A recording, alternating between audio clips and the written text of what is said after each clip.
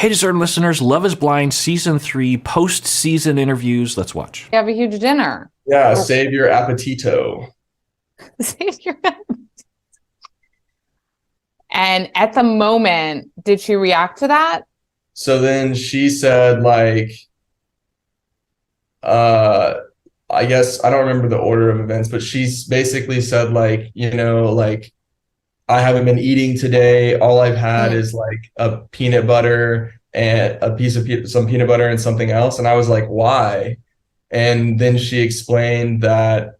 Actually, let's just rewatch the scene. I don't think it takes very long, but let's just watch. It wouldn't be if we were having like a reception in England. That's what I'm saying. Right. Sometimes I wonder if you hear the words that I am saying. You already know I don't listen half the time. Facts. Did everybody hear that? Right, I forgot about the beginning of that. So they are talking about how to have a wedding or a reception or something that involves both their families. And at first she's a little resistant to talking about involving her family that lives abroad. And he's really trying to get that to happen. He's like, no, let's try to get your family involved, that sort of thing. And then he is suggesting things, and then she suggests something. Well, why don't we just do it in England? And he's like, well, yeah, that's what I've been saying.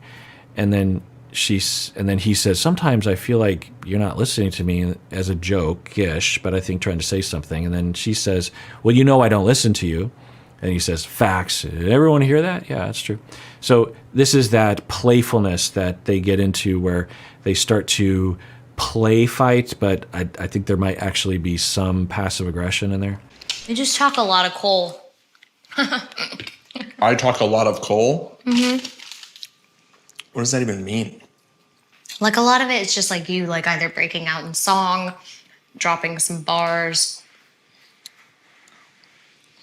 Yeah, I mean, unless he's really actually annoying with that, that's basically what she's saying is, I don't listen to you, and I wasn't listening to you earlier in this conversation because sometimes you sing songs. Now maybe he's really annoying with it, but that'd be a concerning, hurtful thing to hear, right? Imagine if your spouse told you, yeah, you know what, I purposely don't listen to you because sometimes you sing songs when you're walking around the house. Now, I want to say, I don't know exactly what they're talking about. Maybe if I understood, I would understand, or it would feel more justified, but I don't. Killing oranges? Are you about to eat 2 of those? Maybe. That's a serving. You okay with that? You better save your appetito. I've only had a banana Talking and like- a scoop of peanut butter today. Big ol' sucker tonight. So. You only had a banana today? Mm-hmm.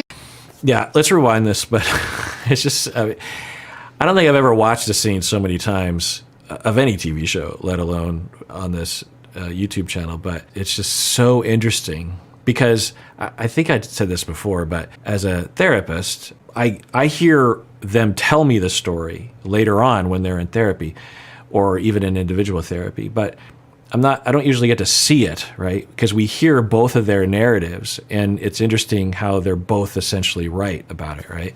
And both distorted. He says he never said those things at the reunion, and she says that he did, and he did, but she paints it in this very, very different light than if you see it in real life. It looks so much different. And so I think maybe that's why I'm so fascinated by it, that I live in this world professionally where I hear sides of stories and like, no, you said those things and you're doing those things to me. And the other person's like, what? No, I never said those things. And divorces happen because of this. Divorces happen because of this. And it's a big deal in my life. Now, as a therapist, I have come to terms with the fact that I'll never really know, but it does sometimes matter for me to figure out, like, well, what's the likely story? Because for them, if I heard their story, if I heard that he was being massively abusive and body shaming, like, that's got to stop. There's really no back and forth. She's not responsible for that, obviously. He has to stop that. And that points to a whole other set of treatment avenues we'd have to go down with him because he has sadistic behavior. I don't know what that means about his person. That's a very important thing as a therapist, regardless of the mode of therapy, whether it's individual or couple or family, for me to understand.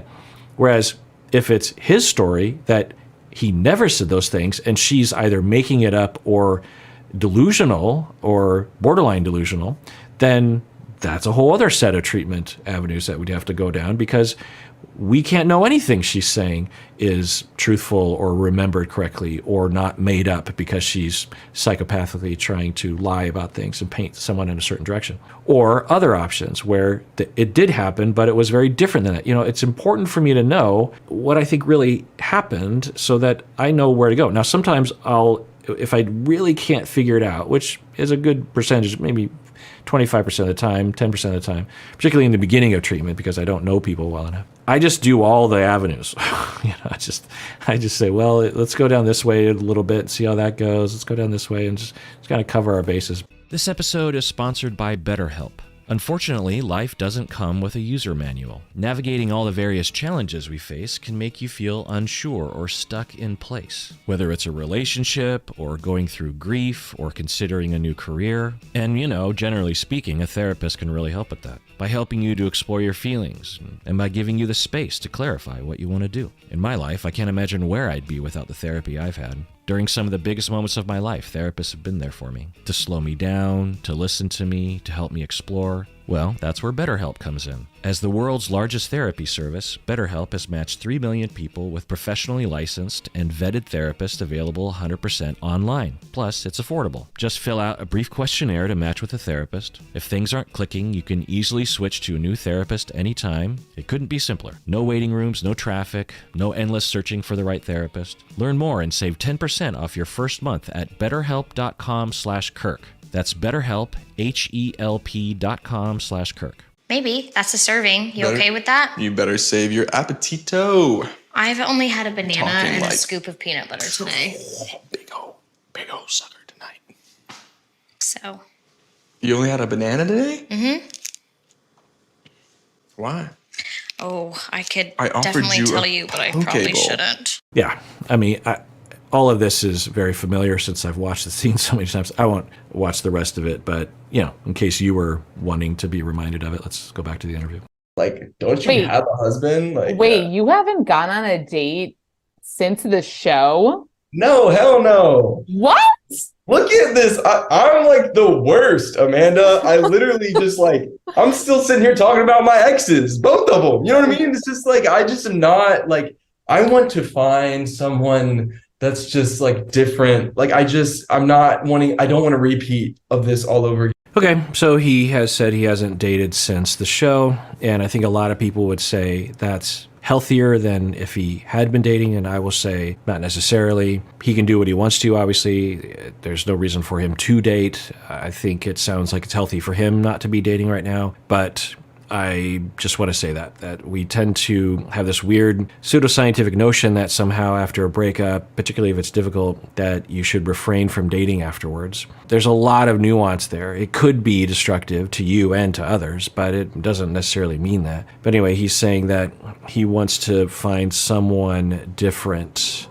I think he might be the kind of marrying type, because I imagine for him, in contrast to maybe some of the other people on the show, that he's not into casual dating. I don't know. The other thing, I didn't show this, but she asked Amanda, I didn't know her name actually, asked him about going out after the bachelor party and getting someone's phone number.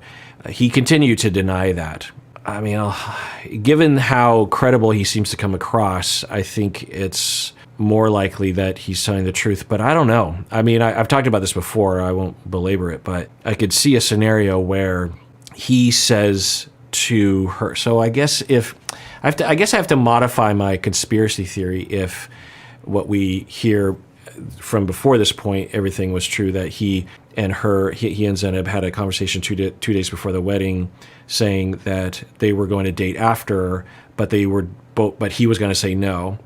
And then the next day would have been the bachelor party. So if he did go out, then he goes out and he knows that they're not serious. Him and Zenab aren't serious. Maybe he even had and he implied from the conversation or explicitly discussed, like, when the show is over, we'll date other people, but you and I will also date and see how things will go. It doesn't sound likely that happened, but I'm really trying to figure out if, given everything he said, if we believe that, how do we reconcile that with the way Zenib tells the story? It seems credible that he did go out and did come home and tell her. Like, why would she tell? It's, when she says the cutie story, it's not incredibly hard to imagine a different interpretation of that, particularly given that we've seen the scene. But given the way she tells a story about him going out and then coming home drunk, saying he kissed someone or got someone's phone number or something, it's hard to imagine a different version of that fact, like those things actually happen. It's hard to imagine something that would look incredibly different if we were there, so to speak. But I don't know. I mean, maybe. And presumably, if there was a more sympathetic story to him that really happened, you'd think he would say. You'd think he'd be like, well, the truth is, yeah, something happened, but it's not the way you'd think he would say that. So he's just saying he didn't even go out after. The show sent Ubers, and he just went home, and he's just holding that story as what happened. Because I imagine if he had to lie because of the contract of the show, he would have indicated that a little bit. He would have been like, well, I can't tell you the whole story, but what I can tell you is that I did it. I think it would be something, I don't know. Who cares? I mean, I don't know if it really matters at this point, but it is an interesting question. What do you think? Do you think he actually did that?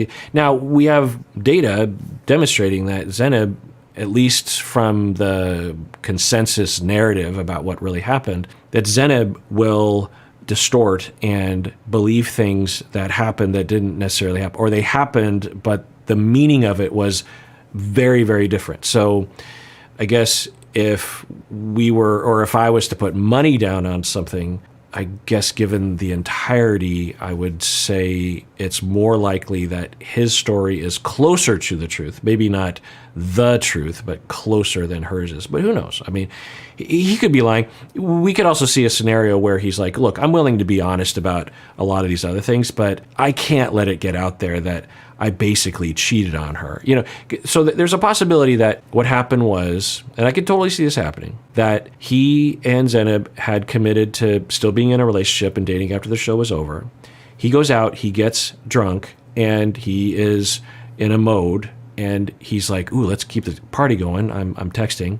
He goes out, and he hasn't really matured to the point, or he's intoxicated to a level where he starts to flirt, and then he gets a number or a kiss or something like this. And then he's on his way home, and he's just like, oh, well, on one hand, it's not really like I was cheating because I already told Zenib that I was going to say no, but it kind of is like I'm cheating because I didn't tell Zenib that we're officially broken up. So I should tell her because I'm an honest person, and I'll tell her. Then he tells her. Then later on, when Zenib brings it up, he's like, well, I don't want that to be out there, and so I'm just going to keep claiming that never happened. Now, if that's true, you would think he would really worry that people would come forward, namely the other woman, right? So, yeah, I don't know. I guess, again, it doesn't really matter. The rating, I told you, wasn't cool, all that shit. But if it happened a few times already where women are like, you're not making me feel good, then we do need to do a little bit of introspection there. 100%. Okay. Amanda, what would you rate me on a scale from 1 to 10? Looks wise. You see what happens? It's a tough question. No, listen, I want to tell you something. I had a conversation with my husband earlier. I just want to tell you how girls think, okay? Okay. And okay, now, might women be socialized, generally speaking, where you can make some generalizations, generally speaking, about how women, or girls as they're putting it, think about being rated and this sort of thing? Well, even if I said no, women are not a monolith, people. So just say me and the women I know. Just say that. Say me as a man and the men I know. This is our experience of the women that we know, which is literally 0.0001% of the population of the earth. So I can only talk about us. Maybe in our town, women are this way and men are that way. Like, just say that. Don't say literally half the planet is one way and half the planet is a different way. But this is interesting because she's about to talk about, she talked with her husband about, I think, rating each other and how they see each other on that scale. So that's interesting. I wonder how this will go. And I was talking about like my career, like something good happened. And I think he was like, well, you have everything. And I was like, okay, what do I have? And he was like, you're smart, you're a go-getter, you're like super smart, you're fun, like all these things. And none of them were how I look. He listed all these things. And I'm like, but what about me being like Virgie? What'd you say? Did you say gorgy? And okay, it's fine if that's what you want to hear from your spouse, and you can certainly communicate about that. But this gets back to what I was saying a while back, which is that for some people, you being super smart and a go-getter and the conversations that you have and your life goals, that is what you are attracted to. That is what makes you want to grab them and kiss them and hug them and look at them. That's what it is. And to tell someone, well, but what do you think about the way that I look? You could be asking someone, it'd be like going to someone who doesn't value, I don't know, fishing, for example, and going like, well, what do you think about my fishing technique? Are you attracted to me because of the way that I fish, the way that I do the fly fishing thing? Is that what turns you on? Is that what gets you to want to go to bed with me? And the person's like, well, no, because that's not me. For some people, it's just not important. Now, you could see, given, I think, the foundation she's operating from, if her husband didn't mention her looks, she would fill in the gaps and think, oh, he thinks I'm ugly or something like that. So I just wish that as a society, we just had a different idea of this concept of attraction and why we would want to be with someone, even sexually, right? Now, I want to be clear that if she defines herself and her self-worth as at least partially informed by her physical attractiveness or her face or her body or something, then that's okay. Everyone is entitled to do that. But we can't dictate that to others. And I think we overemphasize that, is my point. And it's not a mystery as to why we do that. Our society doesn't hold up people on a pedestal, particularly women, because of their mind, because of their personality, right? And he's like, oh, Bill, that doesn't have anything to do with like why. And I was like, it doesn't. All these things. And I'm like, but what about me being like Virgie? And he's like, oh, Bill, that doesn't have anything to do with like why. And I was like, it doesn't. Now, usually women would not want to be successful or have. And the thing is, we crave it. We crave it every second of the day. So you. Again, stop generalizing.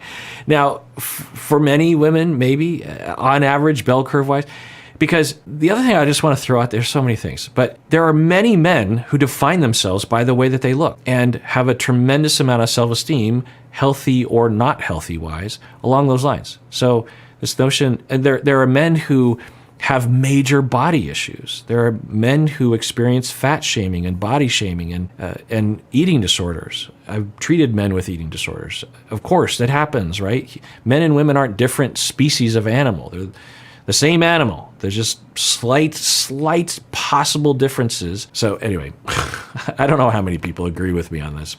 You could never go wrong with just complimenting and affirming and lifting and the way that we look. And also, okay. And also, so no, being brutally honest, never really worked for anybody. So Cole Burnett. Yeah, I mean, I've already been down that road. It depends, of course, on the relationship. Some people might want white lies. There's, hey, do I look fat in these jeans? Some people might want you to give a white lie. They might actually feel like that's the courteous thing to do or something like that. I don't know. There's a lot of variability to it, but I won't bore everyone. But anyway, that looks like the end. I had a lot more to say, as I usually do when I watch these things, than I thought I would. So yeah, interesting. Well, I have a lot of things on the list that y'all have been sending me to watch. So this terrifies me because it makes me worry. But I think maybe this interview was particularly juicy. So maybe the other things you wanted me to watch won't prompt me to yammer so much. But anyway, everyone out there, please take care of yourself because you deserve it. You really, really do.